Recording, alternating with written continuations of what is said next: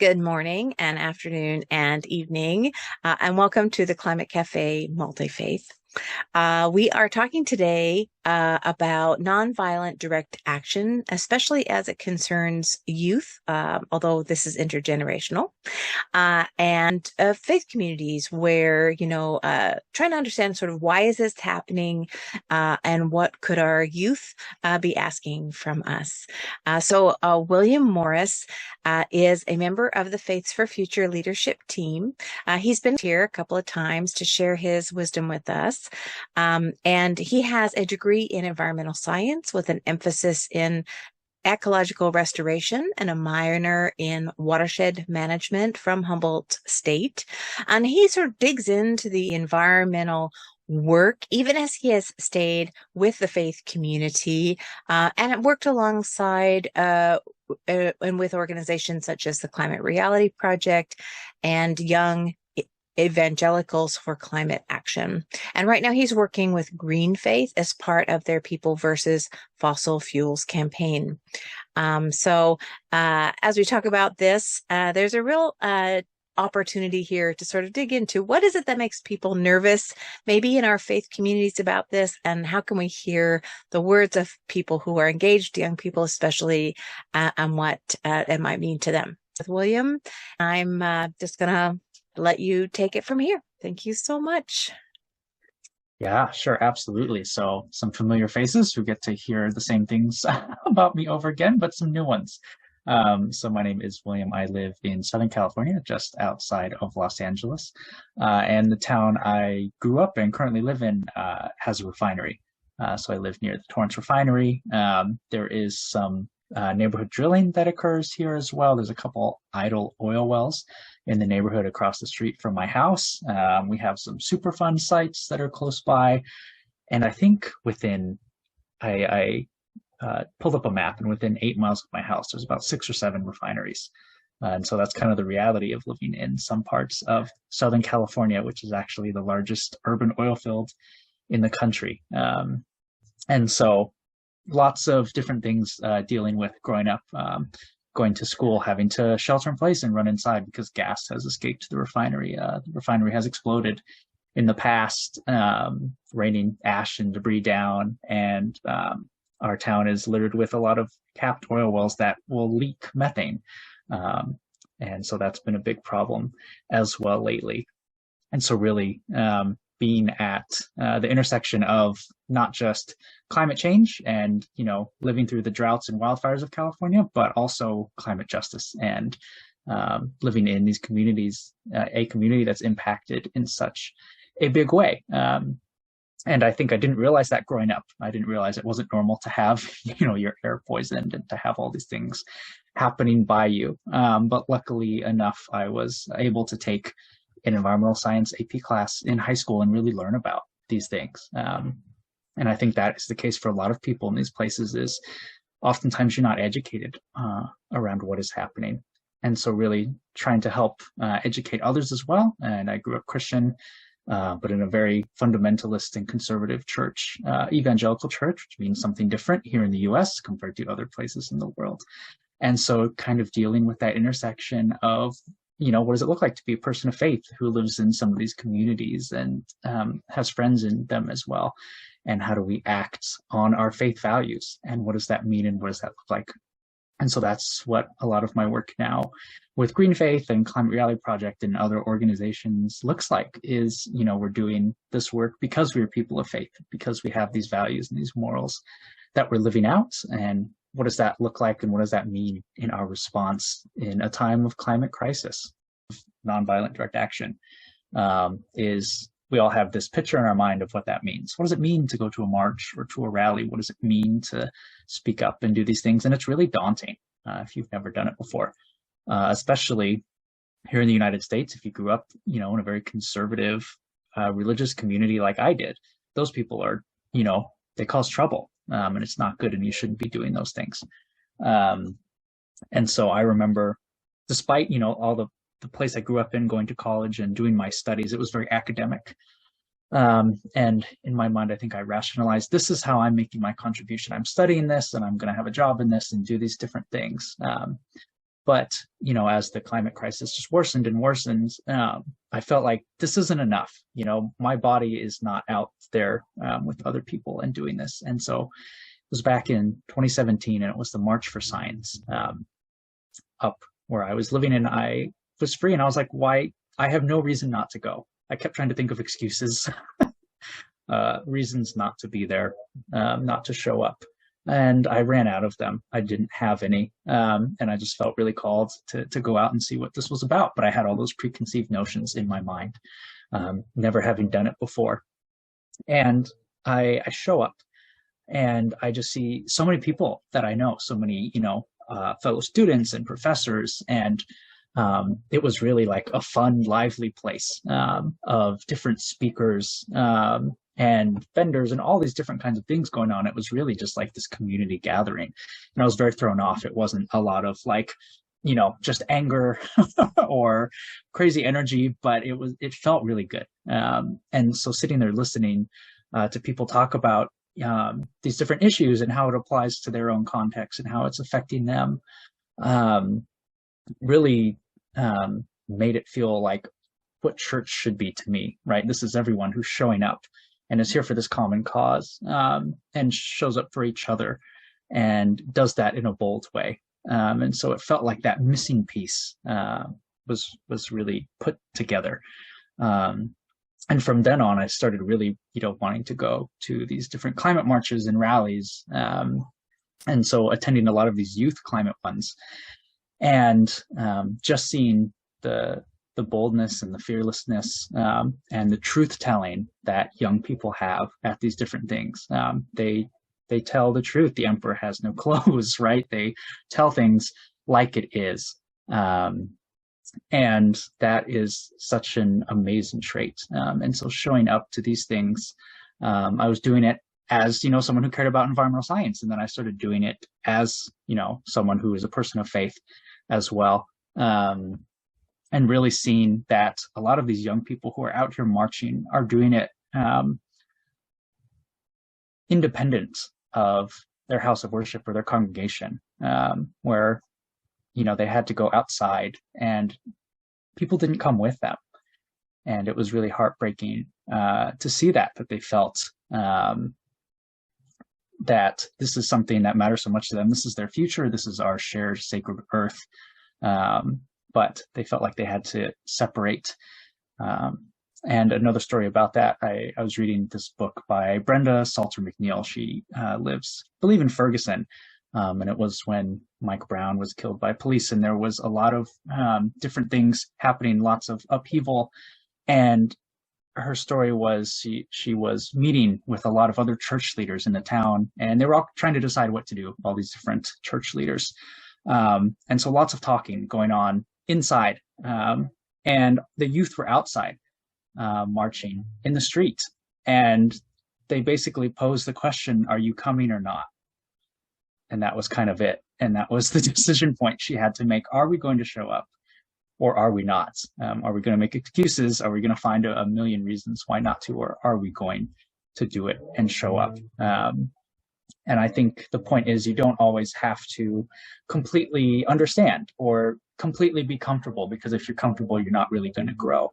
But it is important to meet people where they are at. And so what does that look like for your own congregation or community or house of worship? Oftentimes it's identifying that need, like what's going on around you. Place really matters, and where you're at really matters.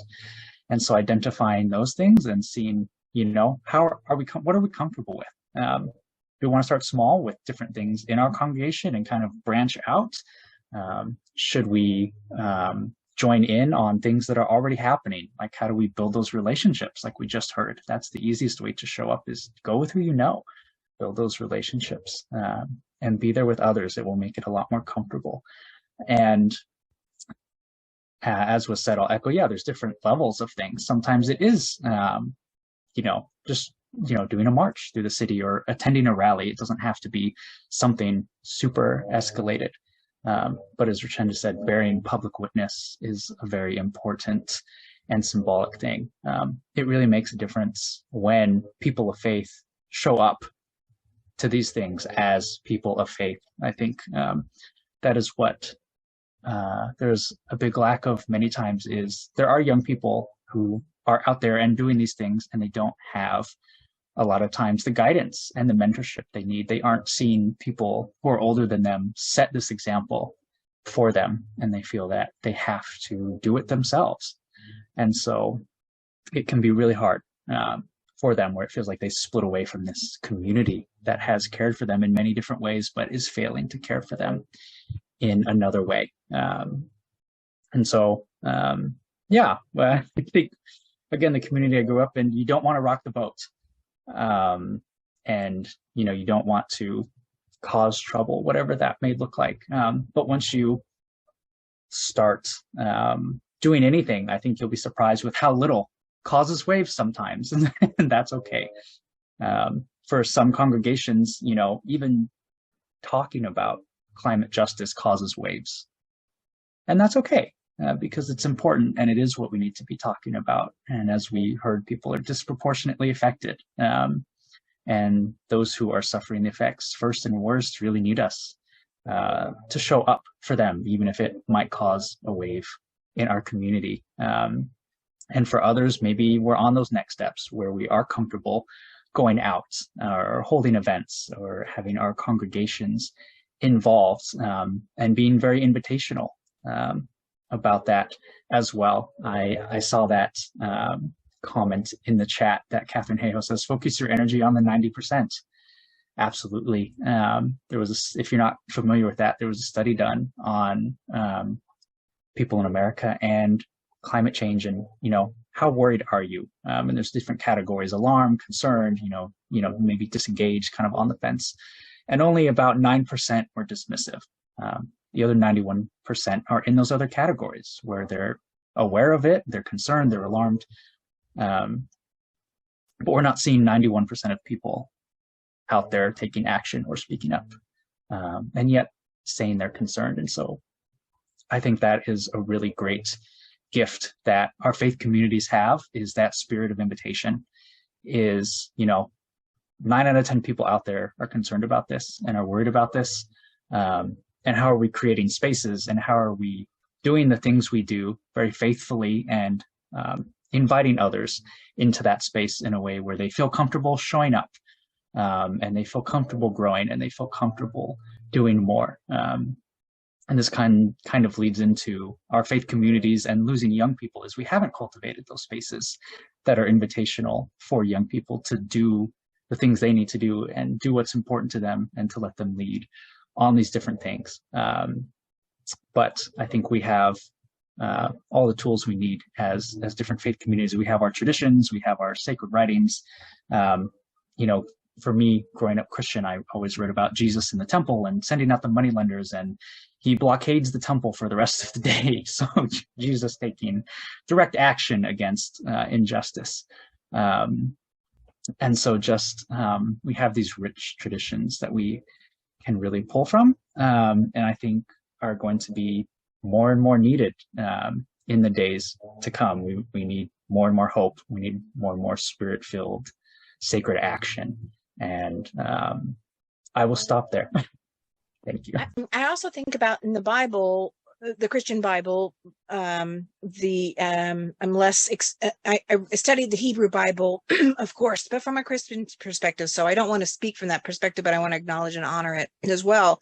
These tight groups formed where real changes were made, but these communities became communities of faith. So the letters from John in the New Testament speak to this really tight community, the Gospel of John, where they shared certain types of language together that wasn't necessarily shared with the outside world, and this deep trust that built.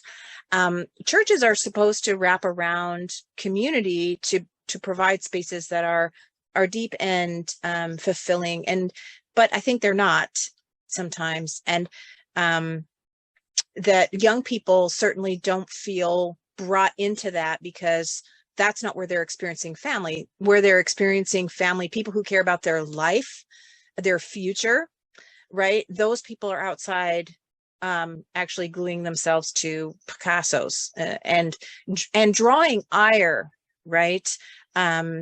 and being willing to do that. So can you speak to a little where you, having been both inside the family of church and outside in the family of organizers, can you speak to what that means to you as a young person, where, whatever you want to say about that, actually? Yeah, that's a great question. I think oftentimes in churches that don't do this and maybe don't talk about these topics, or they don't take action on them, it's really hard to be there and be in relationship. And how do I feel community with a place that, like you said, doesn't care about my future and doesn't care what the world I have to grow up in looks like, what the world, younger people have to grow up in looks like. It's really hard to have that relationship there. Um, Versus, outside of places like that, oftentimes you have these other people you meet, these affinity groups, whatever you may call them, of people who do care about those things. And that is really where that strong community forms. Like you said, it's because you care about these same things, because you're on the same page. You're really able to look out for each other. You're caring for your community and your planet together. And there's something so inherently spiritual about doing that. And so oftentimes I feel more spiritually fulfilled outside in these places, right, where people are doing this because of their morals and values, because they're actually taking action and not just talking about it.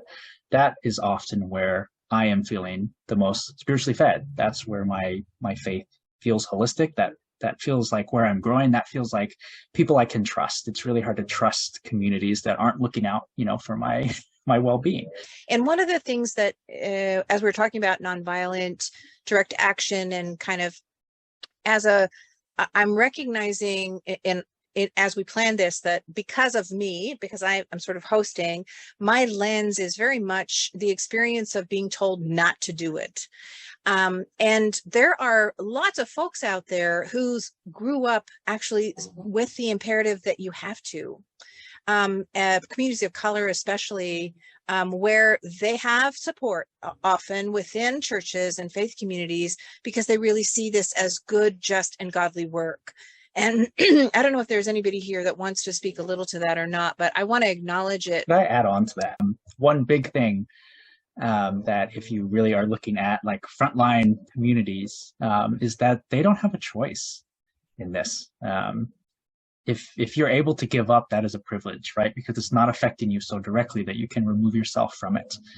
And that's oftentimes really hard to hear, right? Like we are so mentally and emotionally and spiritually anguished by everything that's happening, and sometimes feel like, we can't handle it anymore. And how much can I actually do? And just give up. But again, there are communities who aren't able to do that because it is their survival, their health, the place they live, that's at stake, where they have to continue in this work no matter what. And so I think for us, helping to remember that and reframe what we're doing is, how do we help support them with all of our extra resources and time and labor and energy, whatever it may be, because there are places where it is about survival.